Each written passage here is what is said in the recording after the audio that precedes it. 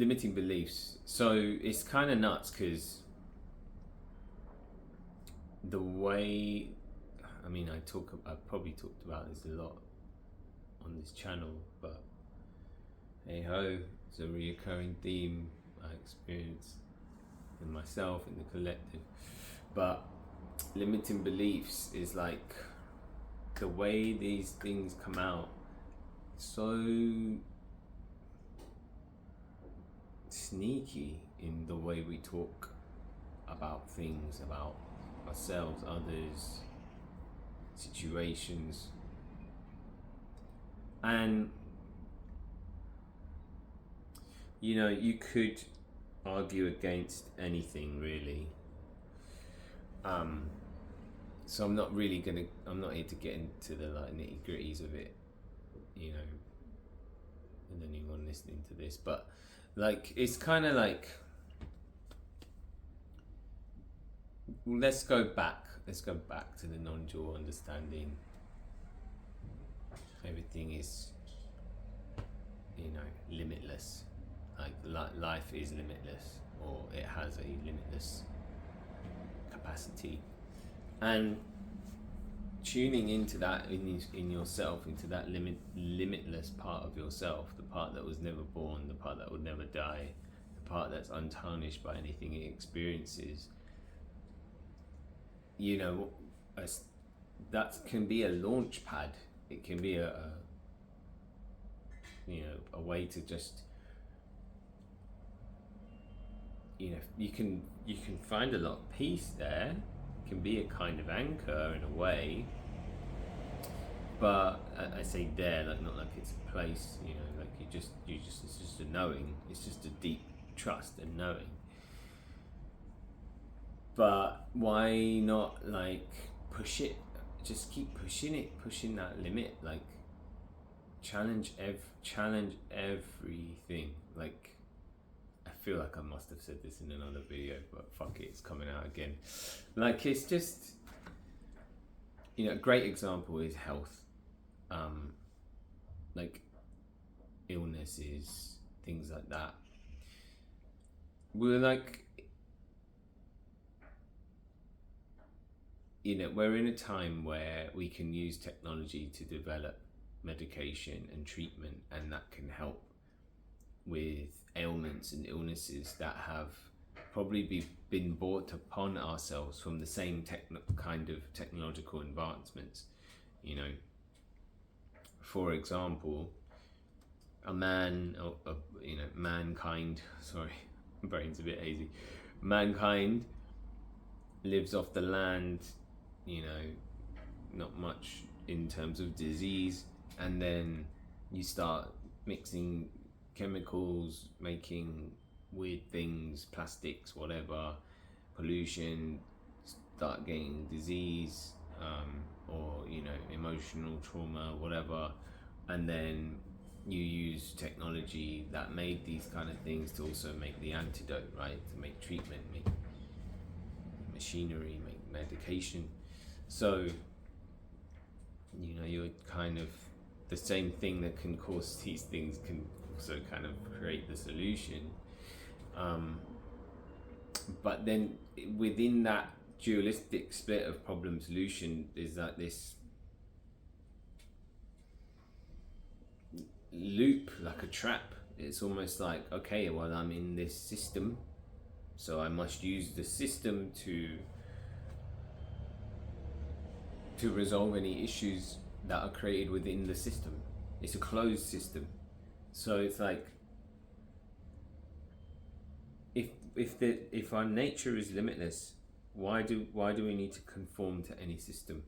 And sometimes actually sticking your head out of the system, above the water, you have more clarity, and there are more options available, more solutions available. You know, it would be very arrogant for like a tribe in a village to say, well, we have everything we need on our land, why would we need that herb from that other, the land near the other tribe? Like, you know, when that herb could be very like medicinal, right? So classic phrase, think outside the box, but you can really kind of apply that into this understanding, you know. Oh, applied non-duality, that's, don't go there. I'm literally not interested. If you want to like get into that debate, like I'm not interested. So like yeah, like basically this limitless nature, right, that we all are always experiencing, we are all a expression of. So let's look at health as an example. You know, the things we say to ourselves, these kind of almost affirmations or spells we cast with our words, and the intention and the belief behind the words, more importantly, the belief behind the words. And that's like, you know, I am this, I am sick, I have this incurable thing, I have this irreversible thing, I have this you know, these are such absolute and finite statements.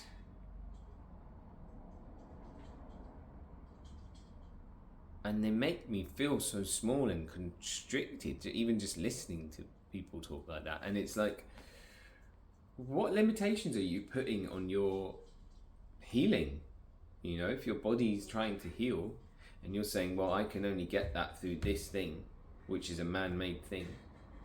But what about outside of that man-made box? Like, you know, what about the consciousness, that pure consciousness that can literally create something from seemingly nothing? Like you can will your body into doing things, and you can take action in alignment with that and not negate any support from within a closed system, medication, whatever. Go for it if you want some, you know, to do something like that, but like keep that door open of quantum instant kind of transformation. Like it can be very trivial things, like maybe you feel like, you know, I'll give you an example that's probably easier. Like my beard was starting to get really dry and really like scraggly. I don't know if that's the right word, but scraggly, right? And like it just didn't look very healthy. And I mean, to me anyway, I'm sure no one else really noticed it in my opinion, because I knew from the past, from comparison, that I've seen and felt it to be in a more healthy state. And I just kind of like, yeah, it wasn't even like a big thing, like I'm gonna sit here and manifest this thing, you know. It's more, it was just like I just had this intention, like, you know what, I want my beard back to what it was. I want that. And that will, combined with that knowing of limitlessness, it's so potent that it does the transformation. It's not like you sit there and you do nothing. Like maybe there are certain actions you take that help that come into fruition, but it's not like a conscious effort. It's not like I'm like, all right, I'm going to go do this now and this and this. It's like, it's almost like you've done that reprogramming and your body just acts it out. It just, you don't even know. I looked at my beard a few days later and I was like, this is the healthiest it's been in weeks, in months even. Like, I don't know what did that. Something probably did that. Some lifestyle thing did that, I would imagine. But I'm also open to it just being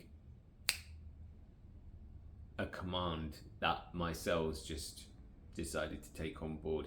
And it's probably everything's one, everything's connected. So it's, why not be both? It's kind of both, you know. It's like this quantum change, and then these you know, material kind of, you know, dualistic things that happen in alignment with that kind of merged this will and this desire into action, into fruition. So this is a little thing. I've had other things happen to me like this, bodily stuff, health stuff, just willed stuff, kind of out of me or into fruition. And this isn't new as well. This isn't new stuff. I'm talking about, like, you can find this in scriptures and yogic stuff all the time. The power of the mind, the power of, the mind can rewire the body, heal the body. Check out this guy called R.J. Spiner, like, whether you resonate with his stuff or not. Like, it is literally documented that this guy had a irreversible spinal disease and kind of was paralyzed from the neck down, and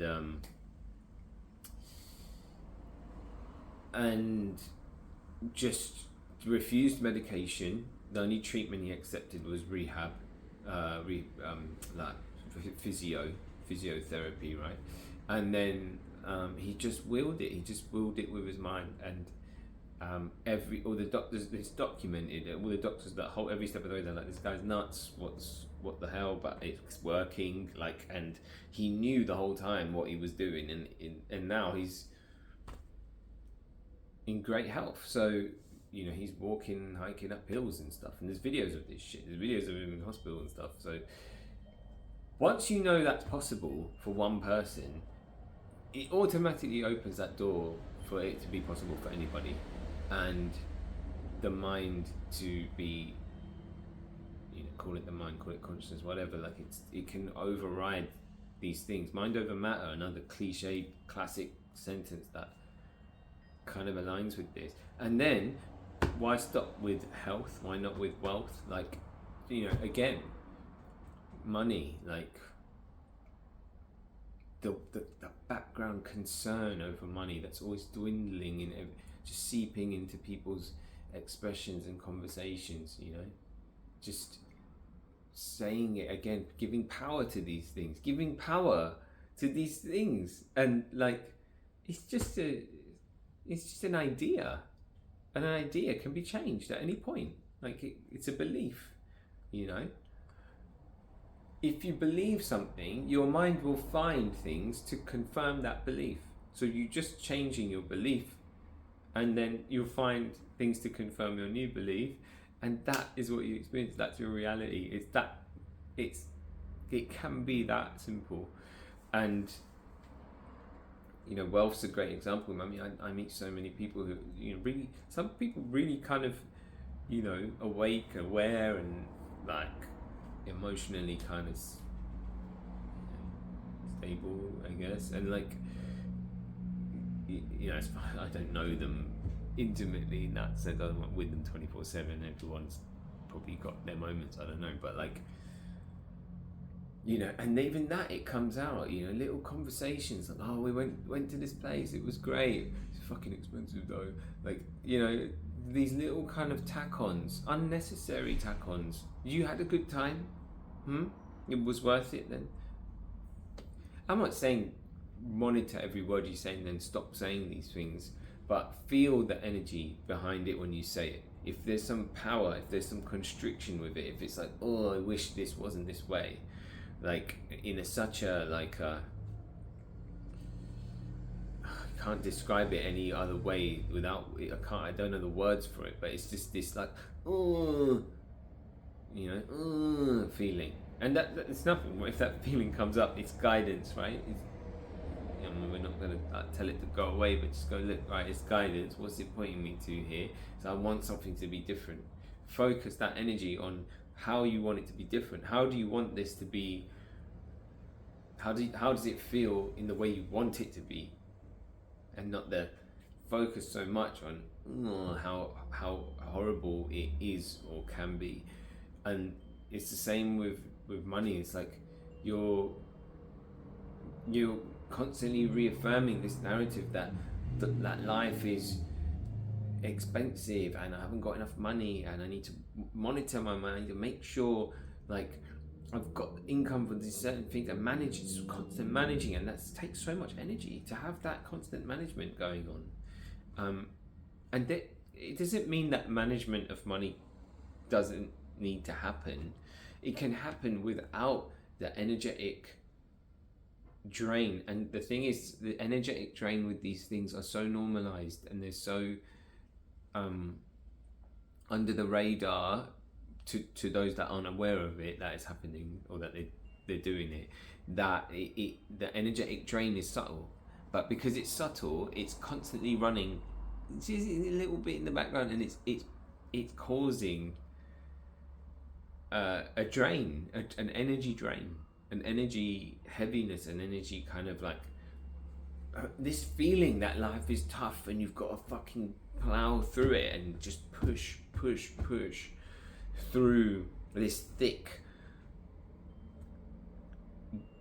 jungle of life, you know, where there's shit out to get you and tigers and shit, and it's like this big fucking, and it's like, if that's what you believe, you may not even think that you believe that. You may even be telling yourself, I don't believe that, but your body probably still believes it in certain cells and stuff, because it's just what the biggest conditioned experience that's in the collective right now. So even if you start to eradicate this within yourself, you can't help but see and feel that there's people still operating that way for a time, until they start to become less and less in your experience. But it's unavoidable to bump up against it.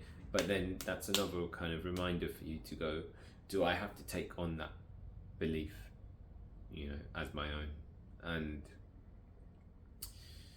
what I'm learning more and more now is actually, you know, something a friend of mine helped me to acknowledge within myself, is that it's just not giving that energy to those things that I don't want to experience.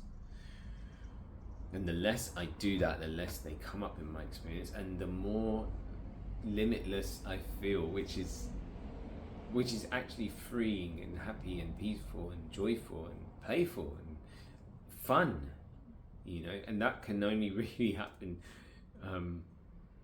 you know, when there's room for that, and there can't be as much room for it when there's this energy taken on things that are in opposition to that. I mean, it's a simple thing, isn't it? It doesn't even sound very complex. It's not very complex at all. If I keep looking at my finger, I won't see the moon. You know, that old quote in Enter the Dragon. Don't focus on the finger, or you will miss all that heavenly glory. Yeah.